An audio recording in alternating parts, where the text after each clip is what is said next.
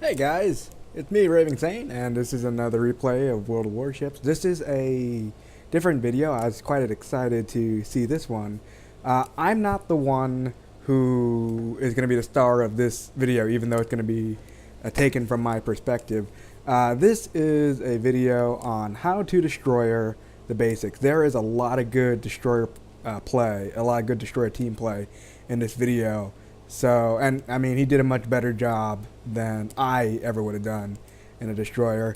The star of our video, and you'll see him in a moment, is V Panzer Retribution V. So props to him because he did a good job in this video. One of the things you're going to notice right off the bat is that this is a ranked battle. So it's not a typical random battle. But it still shows you the basics. It still shows you some really good behaviors and things to do when you're a destroyer and how to help out your team. So he's going to be the focus of our video. I'm going to make sure to keep the camera focused on him as much as possible. Some of the things I can say is that he is going to be piloting the Anshan. And that is a Japanese destroyer, obviously. If there's one opinion I have when it comes time to any of the battleships, any of the destroyers in World of Warships, is that they're quite different from each other just by what faction, what nation they're under. I think they differ even more than the battleships or cruisers of other nations. You get into a German cruiser, you get into an American cruiser, and yeah, there's still a slight flavor, but for the most part, the behaviors you learn, they're still pretty similar. They're not really tanky. You know, you don't show your broadside, you do your job. A Japanese destroyer is like extremely stealthy compared to American or Russian destroyers. American destroyers, they have high rapid firing gun arcs, which is definitely not the same as Japanese destroyers, nor the Russian destroyers. Russian destroyer guns are long range and slightly slow firing, but they don't arc as much. Anyway, enough on that. So there's our star over there up front in the Anshan, and he's leading the way. If you probably saw in the beginning of the team chat, we're talking about where to go, what are we going to do, and we decide that we're going to go to B. And he, the destroyer, he's leading the way, and he's going to get into the cap first. And the reason that's important is because he's the one that's spotting all those enemy ships we see up there. It's not us who's spotting them. He's the one that's doing it, and he's able to spot them without being spotted himself. And that's really important because without him doing that, we would have to spot those ships ourselves, and we would be exposing ourselves to danger. Where if he's able to stealthily spot them from up there while in the cap, that's knocking out like 3 birds at once. And as you can see, we're all opening fire on him, taking advantage of his damage on spotting, which you are credited for as a destroyer. So he's in there, and he's capturing the circle, and we're doing our job. We're taking some fire, but, you know, so far this is a pretty good start for us. And you might notice that it was said in the beginning of the match, one of our ships, he's having a hard time loading up. He's AFK. It's not his fault, he's just having a long load time. But despite the fact that we're one ship down, the fact that our destroyer is doing his job, capturing the circle so early, spotting those ships for us, we're doing more damage to the enemy team than they are able to do back to us. Now, our Anshan player, he's captured the circle, and now look what he's doing. He's coming back, he sees where all their team is, the rest of the team is, how we're all kind of close together, not bunched up, but we're close together, and he lays down a smoke screen. And that smoke screen is something that me, that Cleveland over there, and the battleship behind me, the Arizona, we're all going to take advantage of that. And that's really important because battleship players, cruisers, we like being able to sit and not be shot at. And especially, you're going to see in a moment, watch, I'm going to get hit. I take a pretty bad hit. But I'm also going to get hit with these high explosive rounds. And I'm immediately set on fire. Now, typically, I would let those burn because... Oh. We destroyed an enemy cruiser. Off to a cracking start.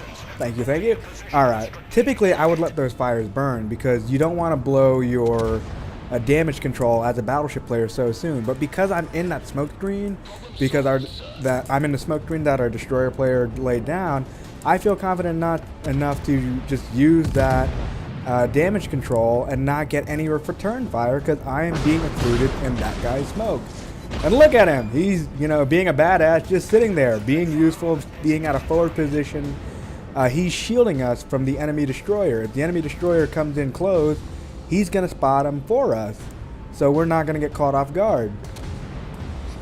So the smoke has dissipated, but in that short period of time that 3 ships, maybe more, were in that smoke, look at how much damage we've done.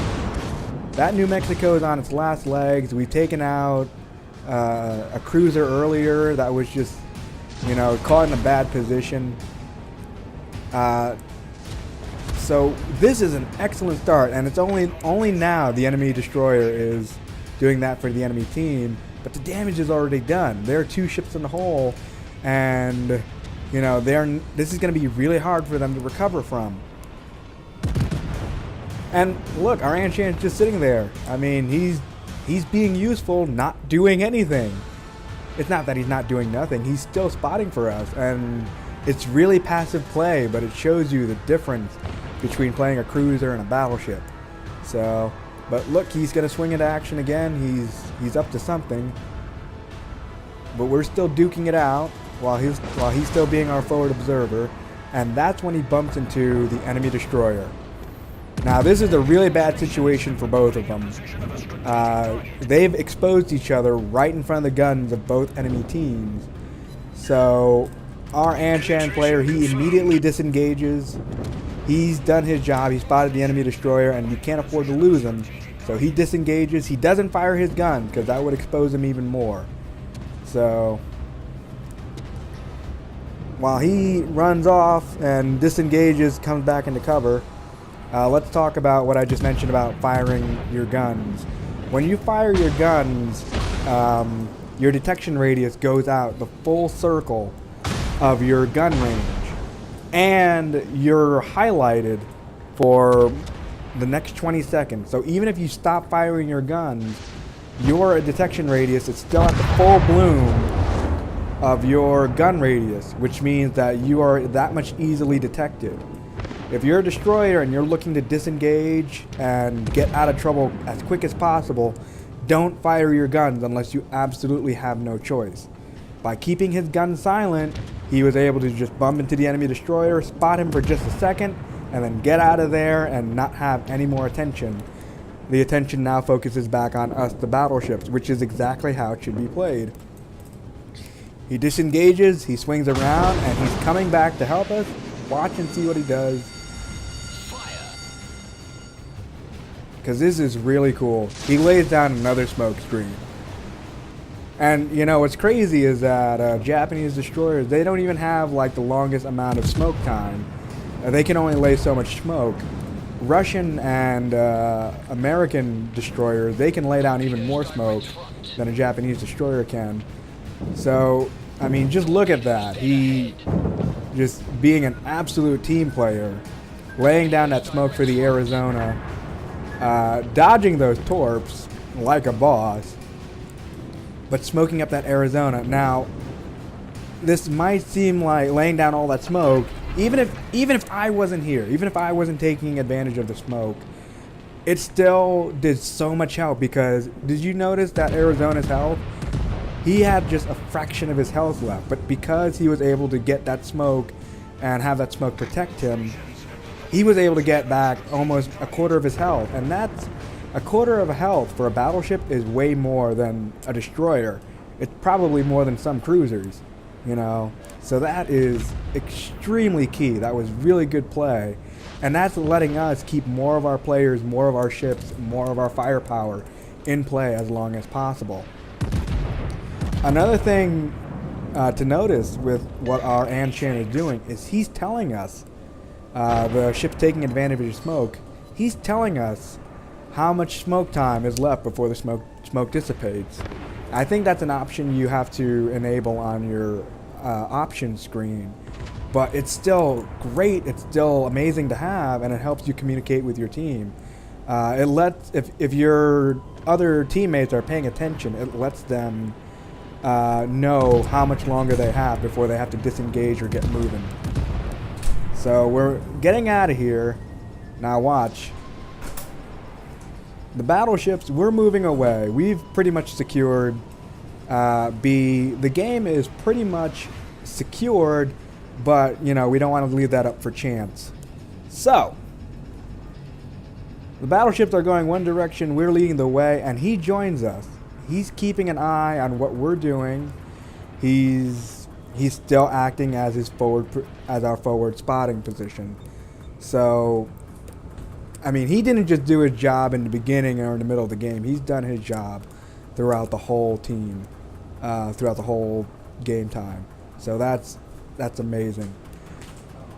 Drops some speculative torps out, which, you know, probably would have done a lot of damage if that enemy destroyer didn't notice.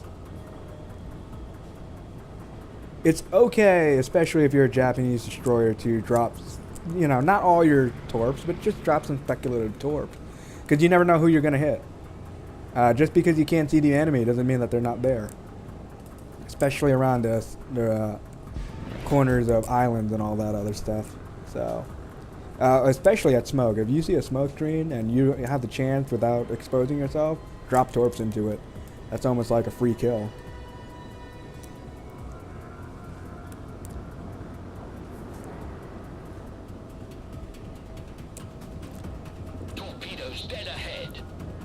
Now what you just saw there, I mentioned in chat, he's keeping me tagged, because I saw that I was detected, but I couldn't see the enemy, so that told me that he was still there in open water.